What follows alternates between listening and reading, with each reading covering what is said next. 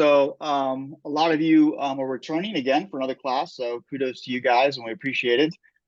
So you've probably heard this before, so if I repeat myself, I apologize up front, but this is brought to you by Passive Cash Flow for Life, which is a class that Nichole created, which is basically takes about 25 years of her commercial experience and basically recorded online, specifically online. We didn't just tape a live class. We actually created it specifically for online, and it has about 60 hours worth of material, everything from setting your goals to everything else you need to be successful in multifamily. The only thing you have to supply, obviously, is the work, about 10 hours a week on average. So if you have an interest in that, the website is passivecashflowforlife.com. And today, as always, we have Nichole with us. And Nichole has many, many, many units, thousands across 11 states. So if you're going to learn from somebody, she's probably the best one in the industry to actually learn from. So Nichole, it's all yours. All right. Appreciate that nice introduction. Appreciate it very much. Okay. So today we are going to be talking about due diligence, but since there's 4 or 5 different kinds of due diligence, today we're pretty much focusing on due diligence related to the market. And that is, that's one of the biggies. So when we talk about market, we're talking about about both where the property is located in terms of of what's going on in the economy and the town. We're also talking about things about the area specifically around the property.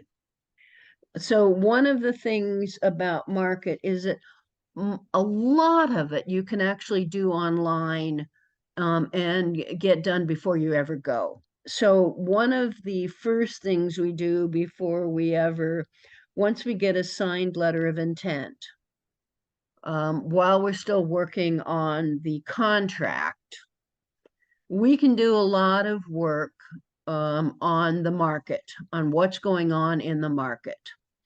And just to remind everybody, I don't start doing a whole lot of work on a property until I have a letter of intent. Okay. Once I have a property in an area, I don't have to come back and do all of this again, unless it's been a while since I bought it, because I have a sense already. So I'm going to have to update it. But a lot of this initial, when I'm first coming into a town or a city, is to kind of get a sense of what is going on there, what does it look like. And so that's kind of the focus I am talking about right now, that initial focus, your first property in an area. What do we need to do? What do we need to get a sense of to figure out if this is an area we really want to be in? So I have broken these slides into 2 kind of pieces of it. The things we can do for sure before we get there. And then the second piece is, you can do some of it before you get there, but you also need to verify that when you get on site doing your site visit. Okay. So when we're talking about market due diligence, some of this stuff doesn't seem so much like it fits in market, but in my frame of reference, it tells me what's going on in the general economy, in the general area related to how people are taxed in terms of crime, in terms of all sorts of things. So I want to just hit the basis on some of these. So topography is really right at the site.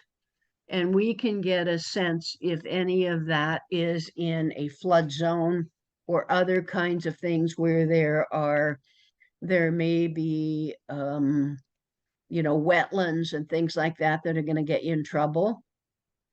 Taxes is a biggie, and this one's going to show up in more than one place. And I think we've talked about this on a couple of other Teaching Tuesdays. But when you are doing your due diligence, part of what you're going to do is see what your expenses are, and that's what the taxes have been. But most of the time, we are buying these properties higher than what the previous owner did. And so our taxes are going to go up.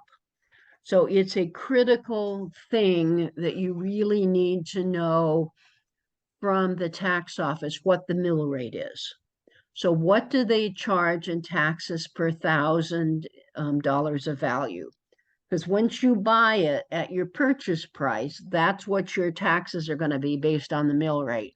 So you need to know that fairly soon before you go, because I can tell you, you can see sometimes there's a big difference, and it's going to make a difference whether this deal will work or not. Crime is just this. What are the crime statistics? Not necessarily in the whole town, but in the zip code where you are, where the property is. Okay. The next one is basically properties coming online or being rehabbed. So when we talked about it in the last class or in the last Teaching Tuesday, in one of them at least recently, we talked about the market and the 4 phases of the market. Right now, we're probably in most of the country in phase 2, which means we have topped out and things are starting to decrease, both in price and in harder to get things rented. And so this is not so much of an issue right now, although it could be. But once you move over the top, basically, it becomes harder to rent. Things are on the market longer, rentals are on the market longer, etc. And so it becomes a concern if there are still new properties that are coming online or being rehabbed, because that's going to be competition that is when it's already a challenging market. So one of the things we look at is how much building and construction is going on in the area around where your property is, right? We want to know what the state, county landlords are and the local requirements. And I'm going to tell you, they vary a lot. So there are federal landlord tenant laws. And there are things that differ in the state, and there are things that differ in the county where the property is. And so you need to get a sense of what those landlord tenant laws are and what you're going to be facing before you go out. And that's something that's fairly easy to do. One of your team members who's doing some of the market due diligence can call into the city and kind of get a sense of what kinds of both local and state kind of laws or requirements are, and see if you can live with those. Another one, and these is a kind of a map of where employers are versus where your property is located. And a lot of the big commercial brokerages like Marcus and Millichap, ARA, CB Richard Ellis, and some of the others, that's part of what they have. And you can go in and look to see where your property is and where the various employers are, where the shopping is, etc. So you get a sense of where your property, your prospective property is related to both the shopping and employers, because that's going to have a big impact on how far people need to commute. Okay. So let's talk about the next one. So one of the things is we need to know kind of what the local market is doing.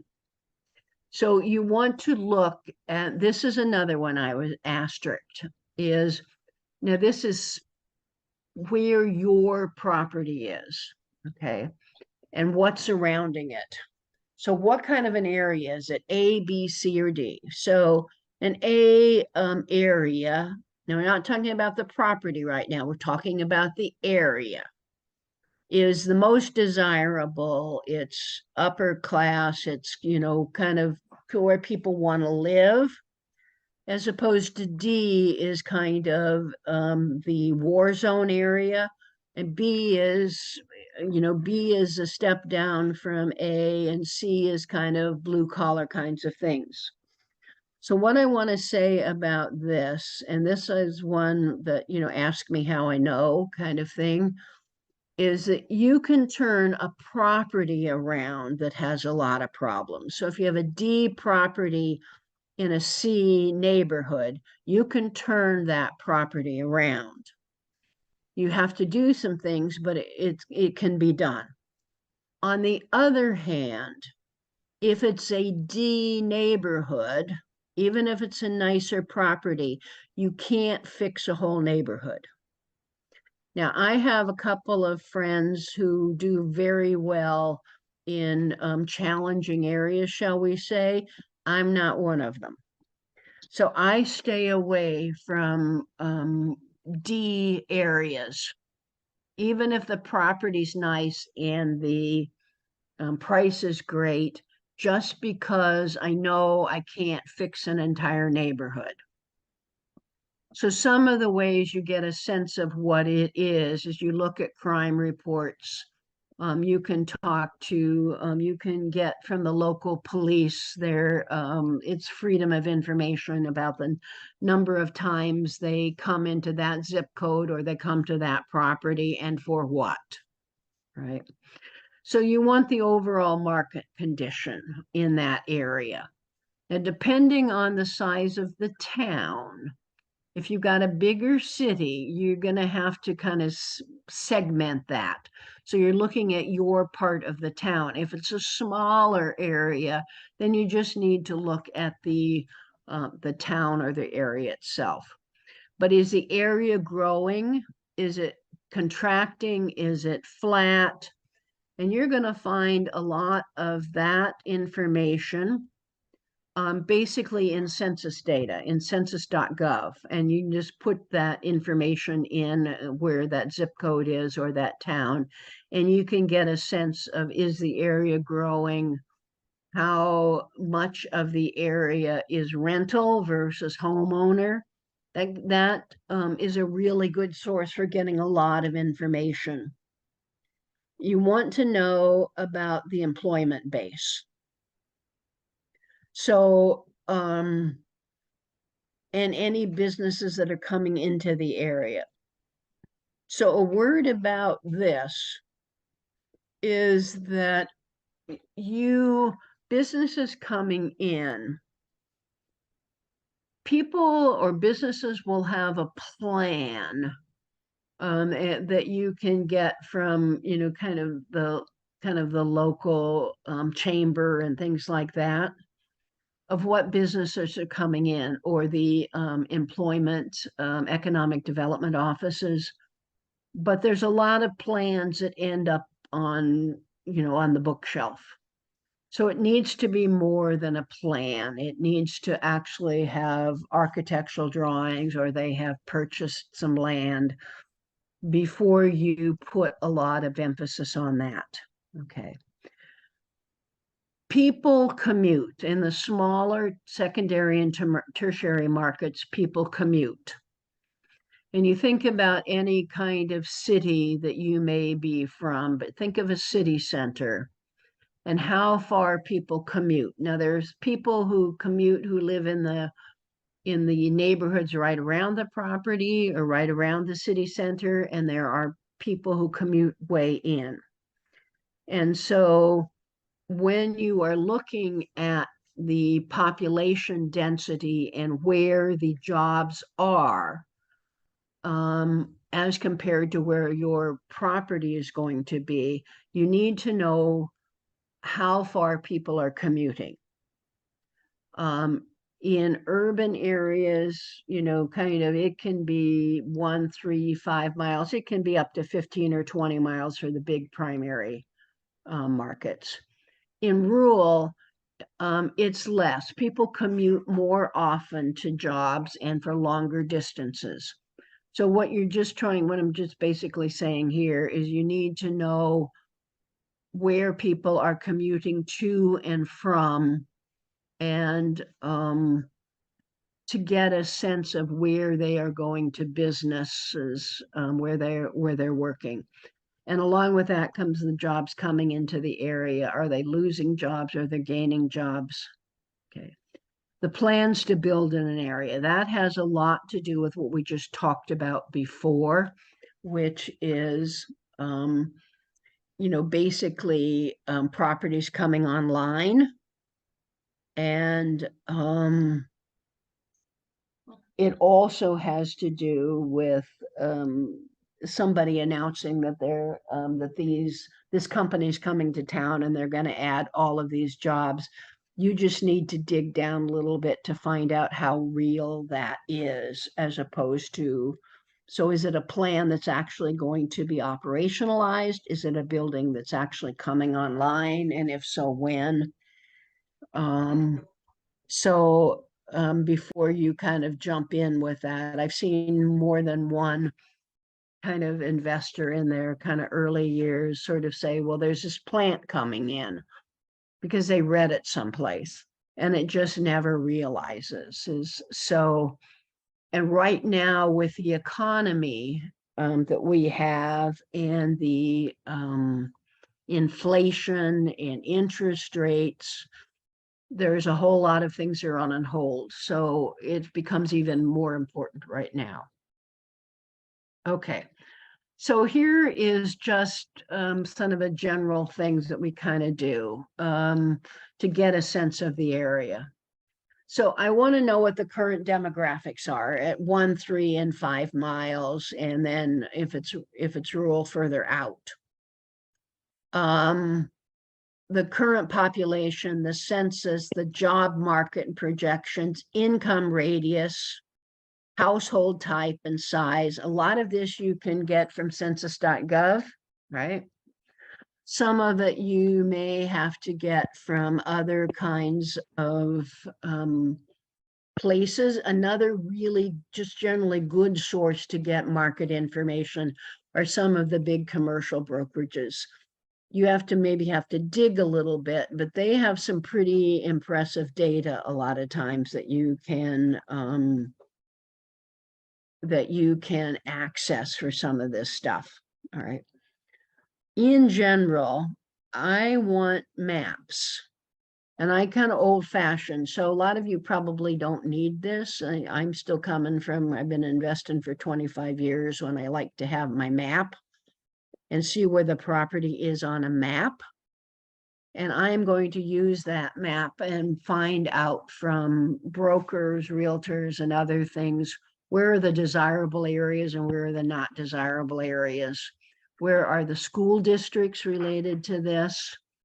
Some of the things like Zillow and Redfin have some back end demographic information that will tell you the desirable schools and some of this other information that you can see where your property is, right?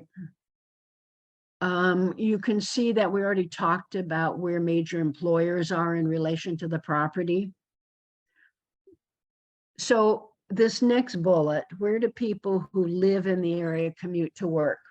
So if it's a fairly small area, people are going to commute from any side of town, right, to wherever they're going to work.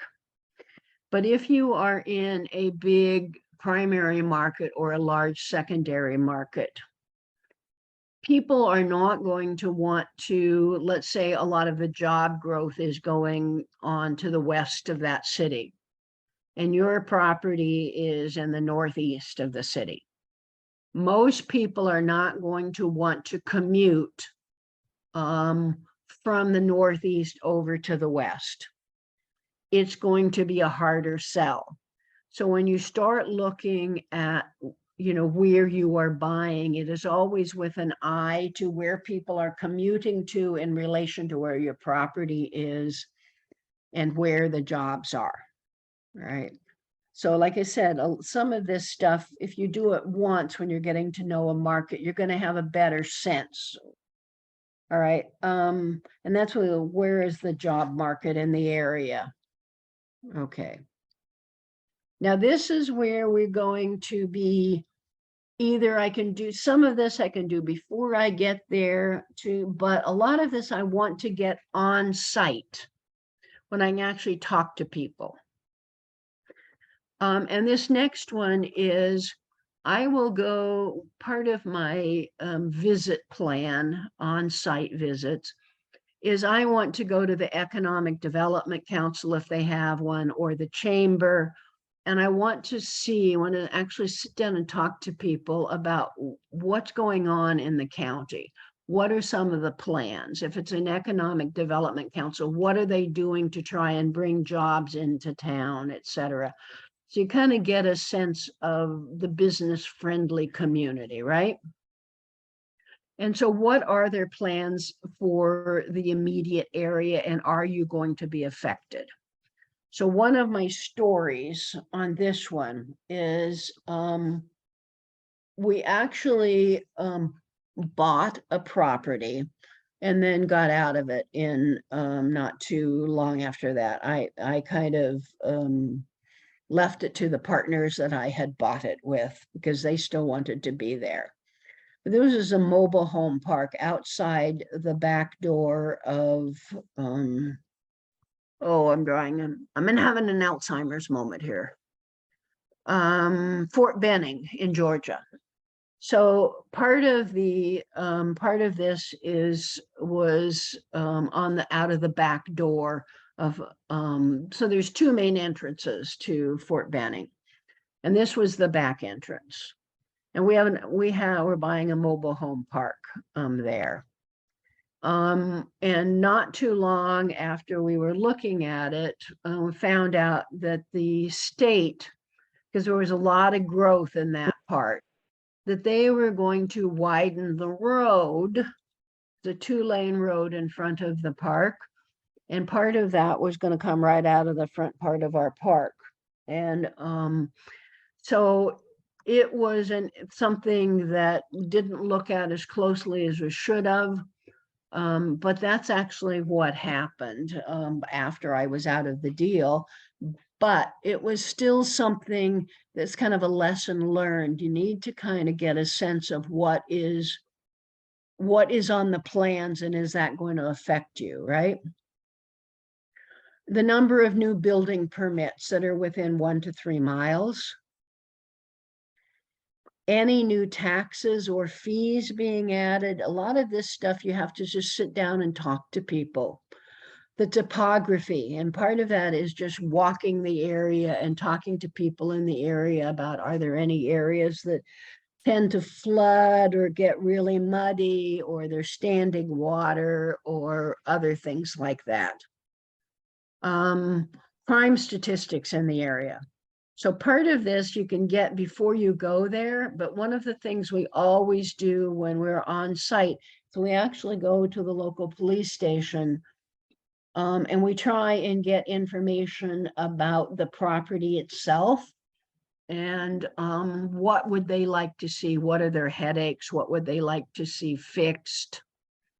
Sometimes the police stations aren't going to tell you a lot because they are,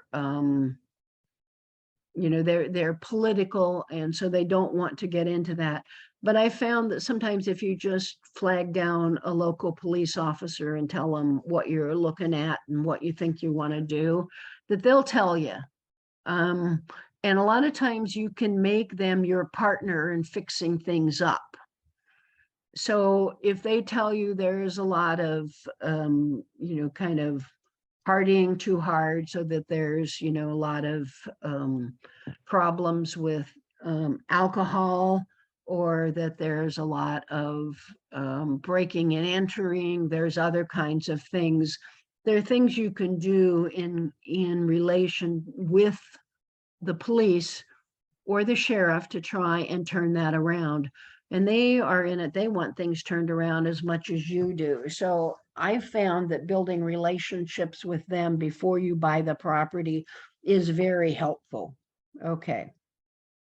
This is just another kind of miscellaneous things that we look at. Are there changes planned for the zoning? Are there grants or tax breaks available for the area? And that's a lot of that's true now post-COVID, was more during COVID, but there are still grants and tax breaks out there that you can maybe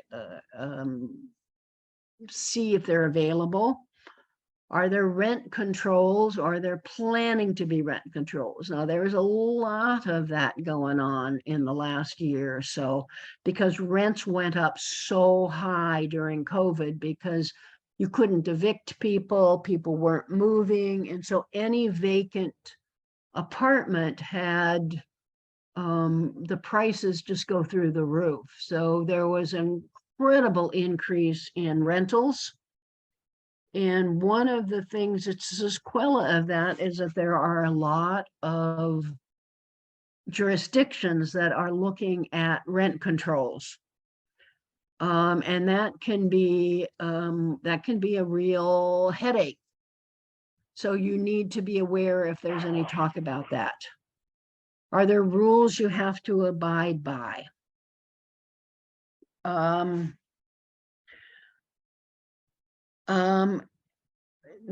names and locations in relation to the property, that has more to do with your competition.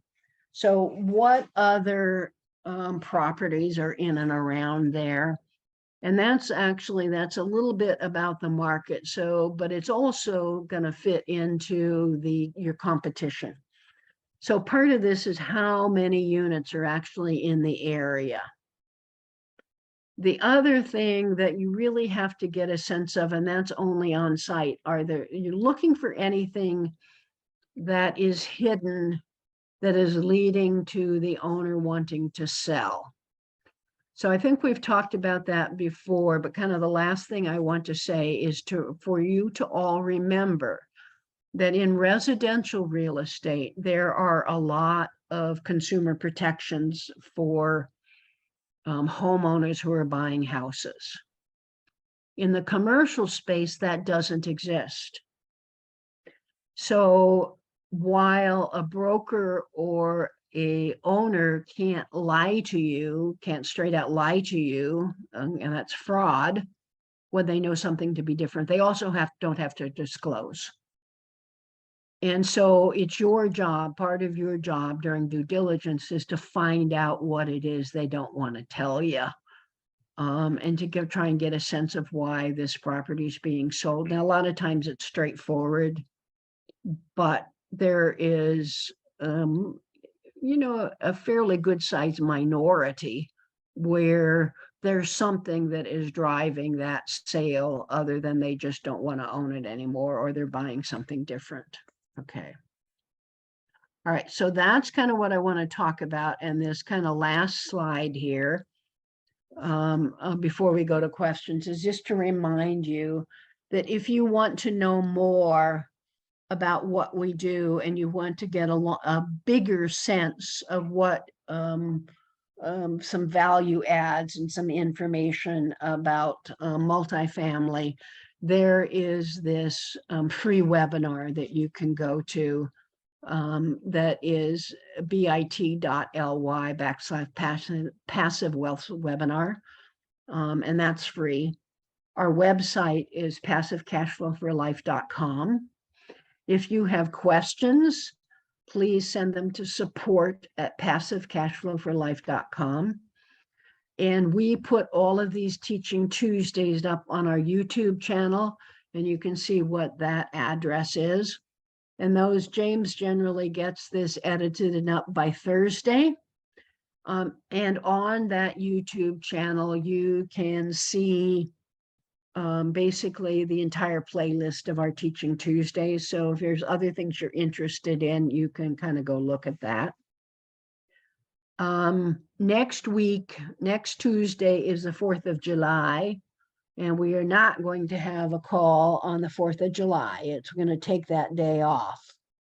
But the following Tuesday, which I believe is the 11th, we're going to talk about a little bit about what, if you're trying to get a loan on a property today, what it is that lenders are looking for. So we're going to talk about the 6 or 7 criteria that they're looking for.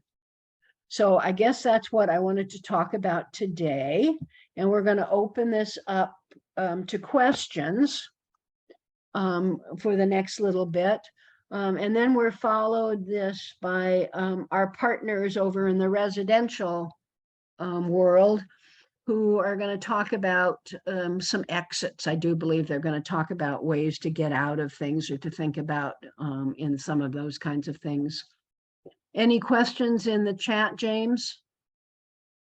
No, not right now. I just wanted to point out a couple things that I think you do or we do much better than I think a lot of other I guess organizations or owner operators. I think one of the things that you've really stressed, at least to me, has been really the relationships with the local authorities, whether it be the city council, live in a small town, or the police officers, or whatever it is. I've always been amazed by the perking up when they hear that there's actually someone buying a building or a mobile home park in the area, and they actually want to talk to, you know, whoever is running the place, whether it be the code enforcement people, the police officers, or whatever. They really want to help you as best they can, because so few people really reach out to them. And then I would encourage you to do kind of the due diligence that you just went through on some local properties, even if you're looking somewhere else, or even if you're looking in your own market, to actually go out and start doing the due diligence process. Because when you get a deal that you want, you're probably going to have to move pretty quickly with the due diligence process. And if you've already practiced it, obviously you'll be better off if you actually want to get the deal. And the last thing is, most of you know, or maybe don't know, or rents have been a little bit flat recently, just because they went up so much over the last couple of years. So when you do your underwriting, just make sure you're putting something in reasonable for your area, whether it be 2% or 0%, but I wouldn't go above 2%, even though I know some people in the past have put in 5, 7, 10 to make their underwriting look better. But I would strongly discourage that. I know Nichole always teaches be very, very conservative. So that's all I wanted to say. And there are no questions yet, but if you guys want to unmute and just say something, Gene, I know you're on, and anybody else that wants to ask a question, go ahead. Yep. Thank you. Thank you, Nichole. Hey. All right. Whoever's going to go ahead. No, I think. Stacy. Okay, Stacy, you're up, followed by Jean. Okay, Or thank you. John. Thank you, Jean.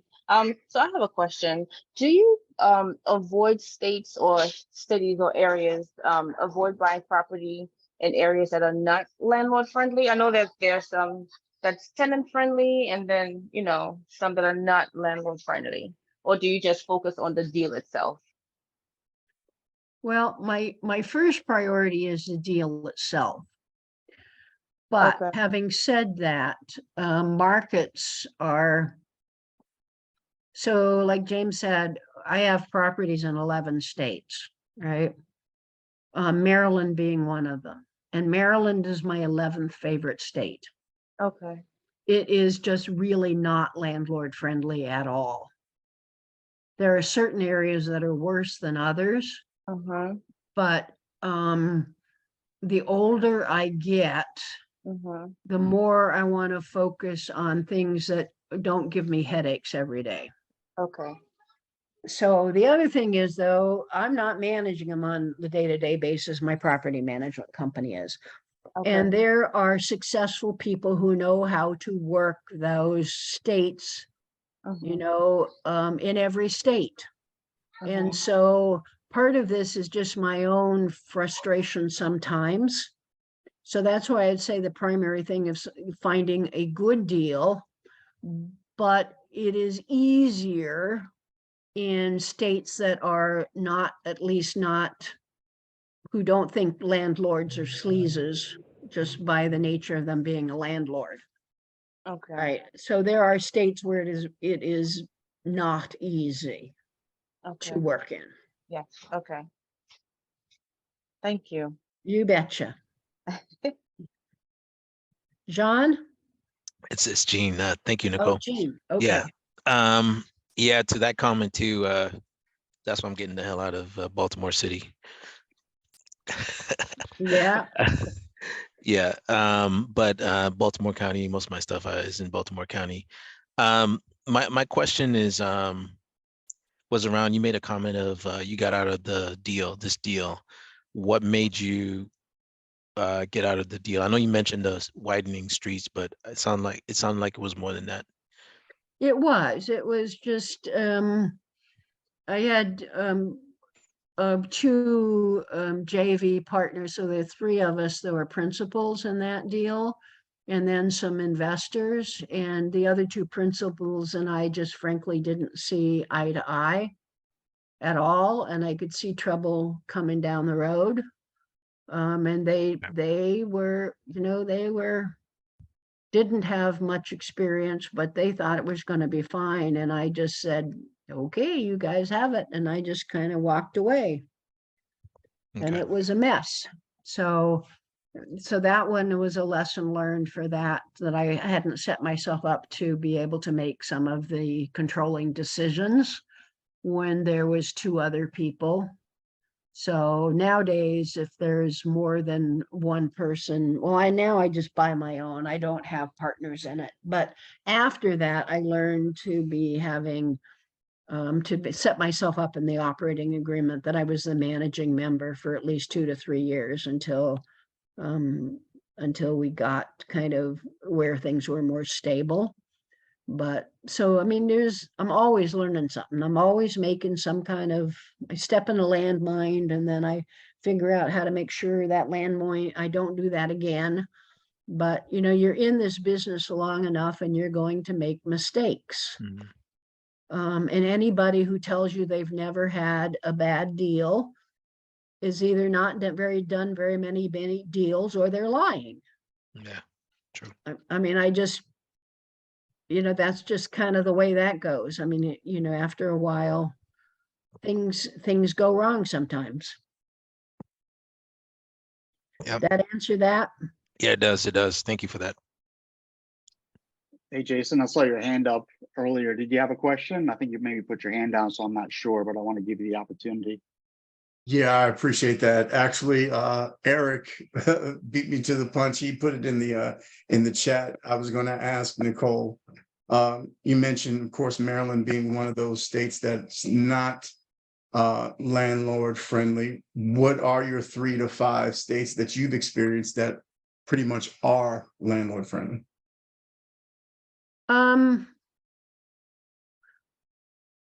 Nevada. Now I have on this side of the country, West Virginia is, Kentucky is, Virginia is, Maryland, no. Pennsylvania is sort of in the middle. You can work with Pennsylvania. So I guess those are, I have property in the West Coast. Washington State isn't easy all the time, nor is Oregon. Idaho, Montana, Wyoming, Nevada are all pretty easy to deal with. So I guess that's what I would, say. I think that's the 11 states. Now, we had properties in Georgia that I don't have anymore. They were reasonable. South Carolina was reasonable. I guess that's that's the extent of my kind of experience. Thank you.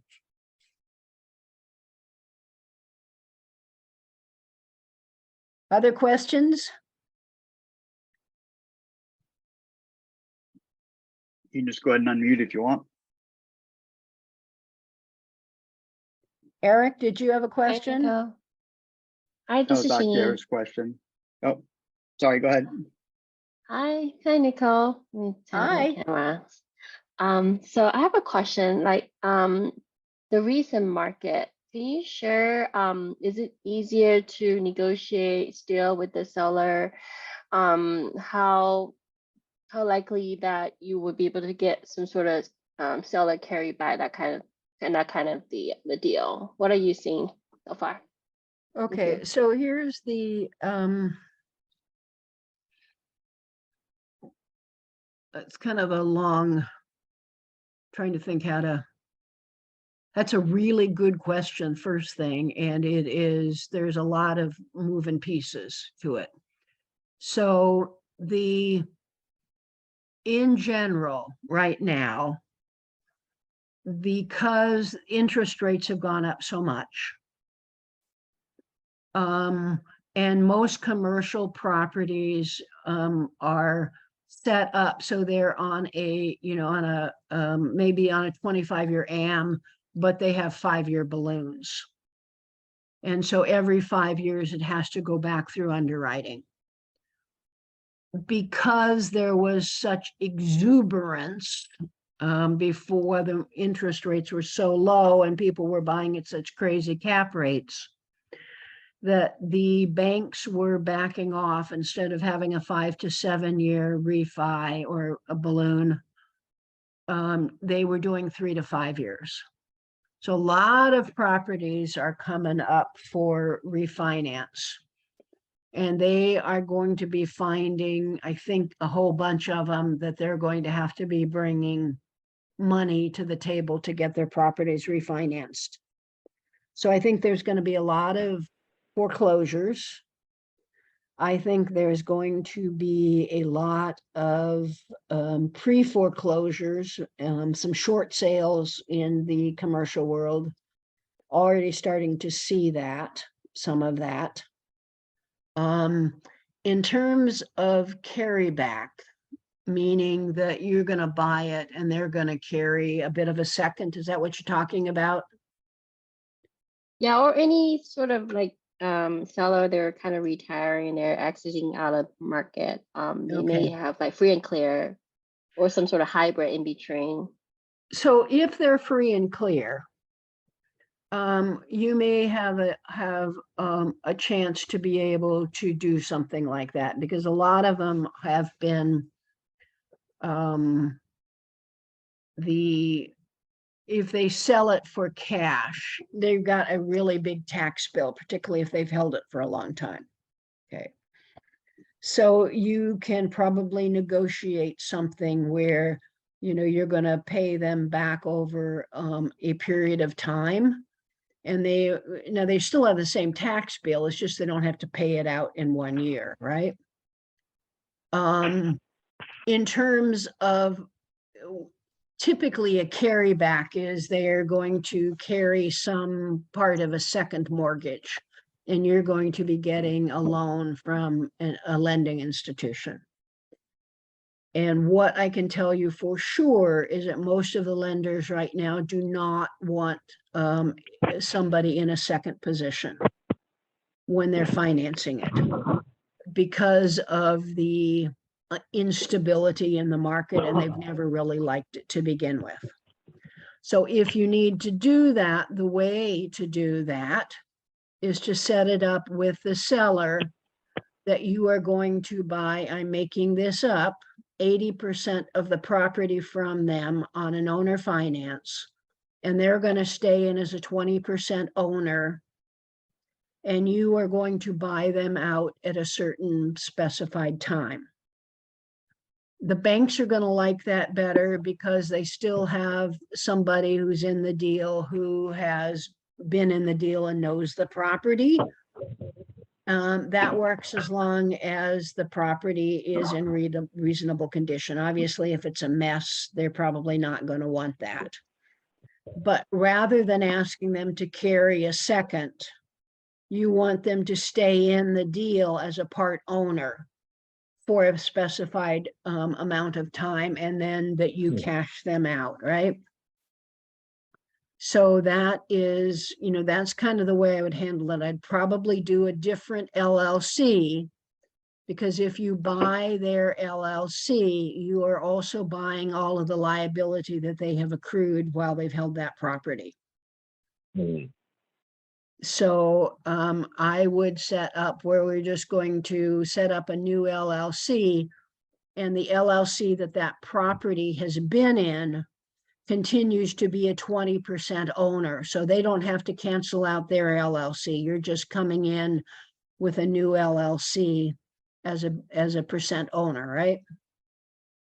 So are That- you, yeah, so I was gonna dive in. So the new LLC, is that new LLC that we're 80% part owner and they're the 20% part owner under their LLC? Yeah, I would set up a new LLC for the property. So now it's LLC 3, let's just say, right? And your company, whatever your company is an 80% owner as an LLC, and their existing LLC is a 20% owner. Now you have a new slate in terms of liability, but they're still in an ownership position. That makes sense? That makes sense. And in terms of the term, did you work it out? They get a total payout in the end, or I guess it depends, right? Like maybe they get some sort of part of the cash flow along the way and then Yep. equity portion. Yep. If they own 20%, they get 20% because they're actually an owner. And if you don't do that, you're facing some tax liability or some tax. The IRS isn't going to be happy. Right? So, but whatever you can negotiate, you can do. I would just be careful. I would talk about how you set that up with an attorney or an accountant who knows real estate to make sure you don't get yourself in trouble. Got it. Thank you so much. Yep. Other questions? So this Gene, just to follow up on that, you don't see taking over a sub 2 or taking over the tenants, the owner's existing note if there's time left on it. You know, I would be really careful right now doing that. So number one, subject to in the residential world is, you know, you see that fairly regularly. And the truth is, the reason you see that is you have homeowners who really don't understand real estate and don't understand what subject to means. In the commercial space, you're dealing with a much more sophisticated group of owners who are not going to give you the deed to their property and leave the mortgage in their name. Because Right. you own it and they're still on the hook for the mortgage. Okay. So you may be able to do a wrap, you may be able to do seller finance, you may be able to do a contract for deed, you may be able to do some other things. But the caveat in all of those, in stepping into those kind of loans, is you need to really know what the terms of those loans are, when it goes up for, when the balloon is, when you have to refi it, and what the current mortgage rates are around there, and can the property actually afford, can you still make money with the new interest rates you're going to be dealing with right now.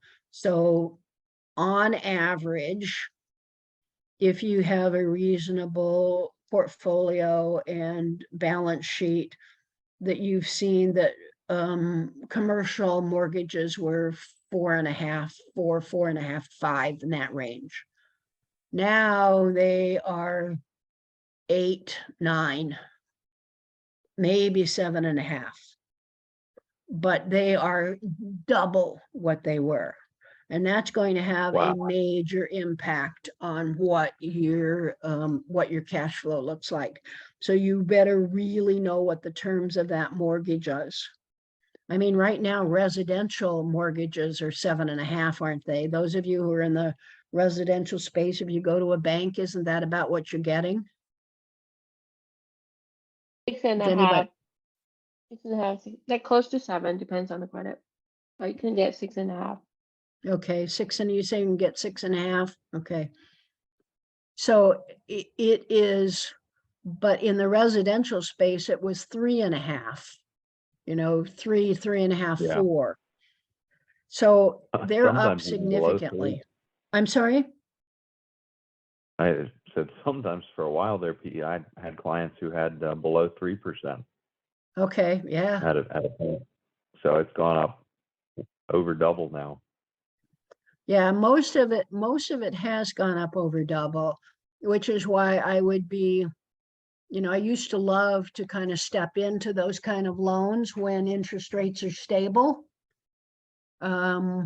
Because then even if I had to, in 3 years, go out and get a new loan, I could do that and it wouldn't impact my cash flow a lot. But right now, Mm. it's going to impact your cash flow a lot because interest rates are so much higher. So I would just be really careful about what I'm doing right now.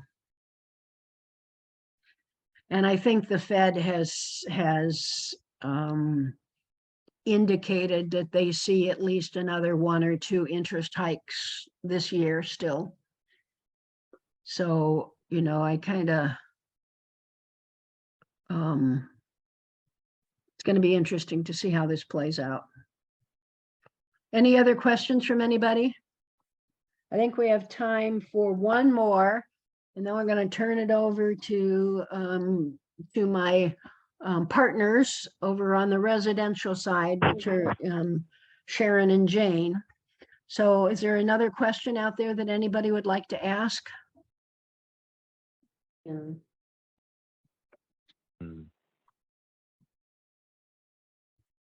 Javon is Okay. asking what the next live meetup is, and Javon, it's actually tomorrow at 6:30 at Timbuktu in Hanover.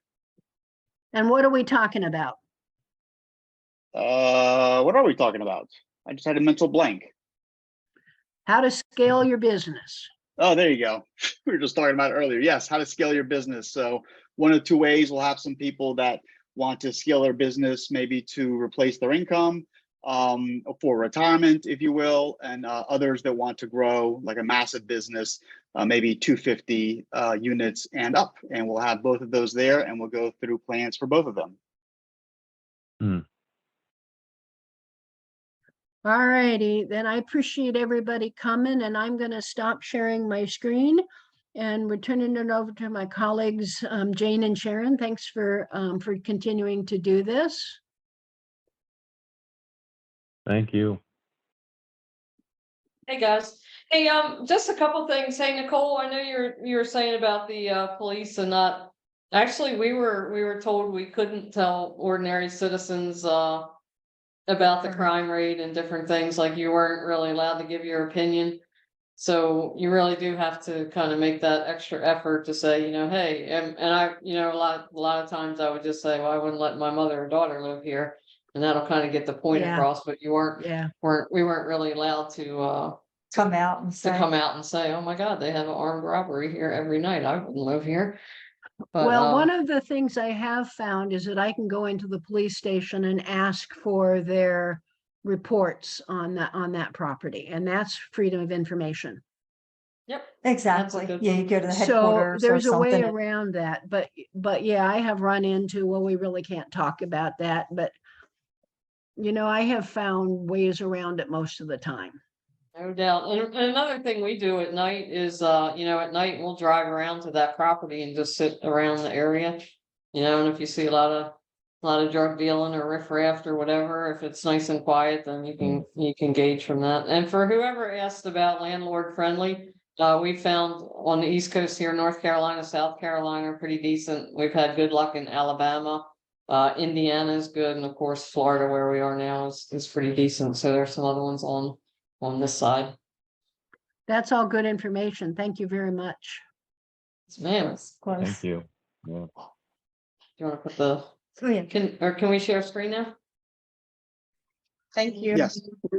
Hello, how are you?